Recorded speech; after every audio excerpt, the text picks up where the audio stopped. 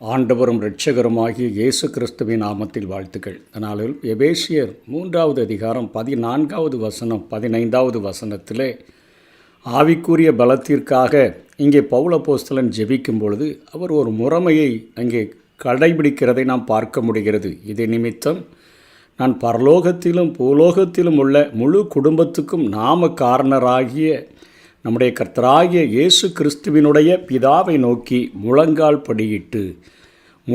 படியிட்டு ஜெபிக்கிற ஒரு முறைமையை இங்கே பவுல் கடைபிடிக்கிறதை நாம் பார்க்க முடிகிறது. நம்முடைய வாழ்க்கையிலும் நாம் ஆண்டவரிடத்தில் ஜெபிக்கும் பொழுது பயபக்திக்குரிய காரியமாக பரிசுத்தவான்களால் கருதப்படுகிற முழங்கால் படியிட்டு ஜெபிக்கிற ஜெபத்தை நாம் செய்ய வேண்டும். அவருக்கு முன்பாக முடங்காத முழங்கால்கள் இல்லை.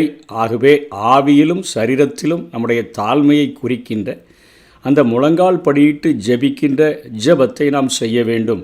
வேதத்தில் ஆங்காங்கே முழங்கால் படியிட்டு ஜெபித்தவர்கள் எப்படிப்பட்ட பதவியில் இருந்தார்கள், அதற்கான வசன ஆதாரம் என்ன என்கிறதை இந்த செய்தியிலே நாம் பார்க்க முடியும். முதலிலே சாலமோனை குறித்து நாம் பார்க்கும் பொழுது அவர் ஒரு அரசராக இருக்கிறார். தாவீதினுடைய குமாரன். சமஸ்த இஸ்ரவேலுக்கும் அவர் ராஜாவாக இருக்கிறார். அவர் இந்த பூமியில் அவரைப் போல ஒரு ஞானம் படைத்தவர் அவருக்கு முன்பாக தோன்றினதும் இல்லை, அவருக்கு பின்பாக தோன்றப் போவதும் இல்லை என்கிற ஒரு சாட்சியை பெற்ற ஒரு ராஜா. அவர் ஜெபிக்கிறார். 1 ராஜாக்கள் 8வது அதிகாரம் 54வது வசனத்திலும் 2 நாளாகமும் 6வது அதிகாரம் 13வது வசனத்திலும் முழங்கால் படியிட்டு ஜெபித்ததாக வேதம் கூறுகிறது. அவன் கர்த்தருடைய பலிபீடத்திற்கு முன்பாக தன் கைகளை வானத்துக்கு நேராக விரித்து முழங்கால் படியிட்டிருந்ததை விட்டு எழுந்து என்று பார்க்கிறோம். ஜெபிக்கும் பொழுது முழங்கால் படியிட்டு ஜெபிக்கிற ஜெபத்தை சாலமோன் செய்ததை நாம் பார்க்கிறோம். 2 நாளாகமும் 6வது அதிகாரம் 13வது வசனத்திலும் சாலமோன் 5 முழ நீளமும் 5 முழ அகலமும் 3 முழ உயரமும் உள்ள வெண்கல பிரசங்க பீடத்தை உண்டாக்கி அதை நடு பிரகாரத்திலே வைத்திருந்தான். அதின்மேல் அவன் நின்று இஸ்ரவேல் சபையார் எல்லாருக்கும் எதிராக முழங்கால் படியிட்டு தன் கைகளை வானத்துக்கு நேராக விரித்து என்று சொல்லி பார்க்கிறோம்.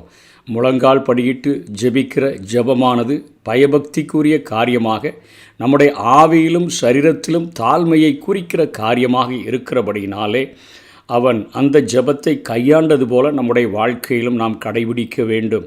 2வதாக எலியாவை குறித்து நாம் பார்க்கும் பொழுது அவனுடைய பதவி என்ன? தீர்க்கதரிசியாக இருக்கிறான். கர்த்தருடைய சந்நிதியில் நிற்கிற நான், கர்த்தருக்கு முன்பாக நிற்கிற நான் என்று அத்தனையாக வைராக்கியம் பாராட்டக்கூடிய எலியா. 1 ராஜாக்கள் 18வது அதிகாரம் 42வது வசனத்தில் ஆகா போஜனபானம் பண்ண போனான். பின்பு எலியா கர்மேல் பர்வதத்தினுடைய சிகரத்தின் மேல் ஏறி தரையிலே பணிந்து தன் முகம் தன் முழங்காலில் பட குடிந்து அவன் அங்கே ஆண்டவரை தொழுது கொள்ளுகிறதை பார்க்கிறோம். அதனைத் தொடர்ந்து எஸ்ரா, அவன் ஒரு மிகப்பெரிய வேதபாரகன், வேத அறிஞர் என்று எல்லாராலும் போற்றப்படக்கூடியவன். அப்படிப்பட்ட எஸ்ரா 9வது அதிகாரம் 5வது வசனத்தில் அந்திபலி நேரத்திலே நான் துக்கத்தோடு எழுந்து கிழித்து கொண்ட வஸ்திரத்தோடும் சால்வையோடும் முழங்கால் படியிட்டு என் கைகளை என் தேவனாகிய கர்த்தருக்கு நேராக விரித்து என்று பார்க்கிறோம். அதாவது ஒரு குழந்தை தன் தகப்பனுடைய உதவிக்காக கையை ஏந்தி நிற்பது போல, தூக்கி நிற்பது போல காரியங்களைத்தான் அவர்கள் செய்திருக்கிறதை நாம் பார்க்கிறோம். ஆனால் முழங்கால் படியிட்டு என்கிற காரியத்தை நாம் பார்க்க முடிகிறது. அதனைத் தொடர்ந்து தானியேலுடைய வாழ்க்கையில் அவர் ஒரு பெரிய அரசாங்க அதிகாரியாக பாபிலோன் தேசத்திலே அவர் இருக்கிறார். அவரை குறித்து வேதம் என்ன சொல்லுகிறது? தானியேல் 6வது அதிகாரம் 10வது வசனத்தில் தானியேலோ வென்றால் அந்த பத்திரத்துக்கு கையெழுத்து வைக்கப்பட்டதென்று அறிந்த போதிலும் தன் வீட்டுக்குள்ளே போய் தன் மேலறையிலே எருசலேமுக்கு நேராக பலகணிகள் திறந்திருக்க அங்கே தான் முன் செய்து வந்தபடியே தினம் 3 வேளையும் தன் தேவனுக்கு முன்பாக முழங்கால் படியிட்டு ஜெபம் பண்ணி ஸ்தோத்திரம் செலுத்தினான். முழங்கால் படியிட்டு ஜெபிக்கிற ஜெபம். இயேசு அவர் தேவனுடைய குமாரனாக இருந்த போதிலும் கூட லூக்கா 22வது அதிகாரம் 41வது வசனத்தில் அவர்களை விட்டு கல்லறி தூரம் அப்புறம் போய் முழங்கால் படியிட்டு அங்கே இயேசு கிறிஸ்து ஜெபிக்கிறதை பார்க்கிறோம். ஸ்தேவான் அவர் ஒரு பந்தி விசாரிப்புக்காரன், ஒரு ஊழியக்காரன். அவர் ஜெபிக்கிற ஜெபமும் அப்போஸ்தலர் 7வது அதிகாரம் 60வது வசனத்திலே குறிப்பிடப்பட்டிருக்கிறது. அவனோ முழங்கால் படியிட்டு என்று சொல்லி பார்க்கிறோம். அதனைத் தொடர்ந்து பேதுரு, அவன் ஒரு அப்போஸ்தலன், மூத்த அப்போஸ்தலன், பிரதான ஒரு அப்போஸ்தலனாக இருக்கிறான். அவர் 9வது அதிகாரம் அப்போஸ்தலர் 9:40 பேதுரு எல்லாரையும் வெளியே போகச் செய்து முழங்கால் படியிட்டு ஜெபம் பண்ணி என்று சொல்லி பார்க்கிறோம். அதனைத் தொடர்ந்து பவுல் அப்போஸ்தலன் ஜெபித்த ஜெபம், அவனும் ஒரு அப்போஸ்தலன். அவர் அப்போஸ்தலர் 20வது அதிகாரம் 36வது வசனத்தில் முழங்கால் படியிட்டு எல்லாரோடும் கூட ஜெபம் பண்ணி என்று பார்க்கிறோம்.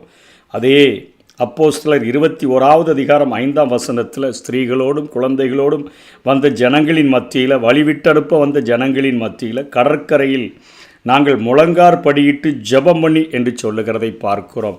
அதனைத் தொடர்ந்து இந்த எபேசியர் 3வது அதிகாரம் 15வது வசனத்திலும் நம்முடைய கர்த்தராயிருக்கிற இயேசு கிறிஸ்துவினுடைய பிதாவை நோக்கி முழங்கால் படியிட்டு என்று சொல்லி பார்க்கிறோம். நம்முடைய வாழ்க்கையில் பரிசுத்தவான்களாக அழைக்கப்பட்டிருக்கிற நாம் அவருக்கு முன்பாக முடங்காத முழங்கால்கள் இல்லையே. ஆகவே ஆவியிலும் சரீரத்திலும் நாம் தாழ்த்தி ஆண்டவருடைய சமூகத்தில் நம்முடைய பயபக்தியை வெளிப்படுத்தி அவரிடத்தில் நாம் கைகளை உயர்த்தி ஜெபிக்கும் பொழுது ஆண்டவர் நம்முடைய தாழ்மையை பார்த்து, நம்முடைய எதிர்பார்ப்பை பார்த்து, நம்முடைய ஏக்கங்களை பார்த்து, நம்முடைய பாரங்களை பார்த்து நமக்கு உதவி செய்கிறதற்கு அவர் இன்றைக்கும் உண்மை உள்ளவராய் இருக்கிறார். ஜெபத்தை கேட்கிறவரே, மாம்சமான யாவரும் உம்மிடத்தில் வருவார்கள். உம்மிடத்தில் வருகிற ஒருவனையும் நீர் புறம்பே தள்ளுகிறதில்லை.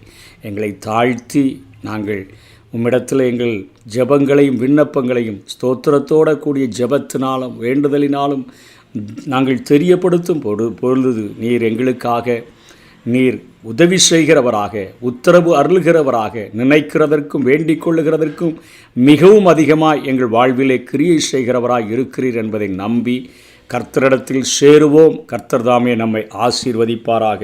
ஆமென்.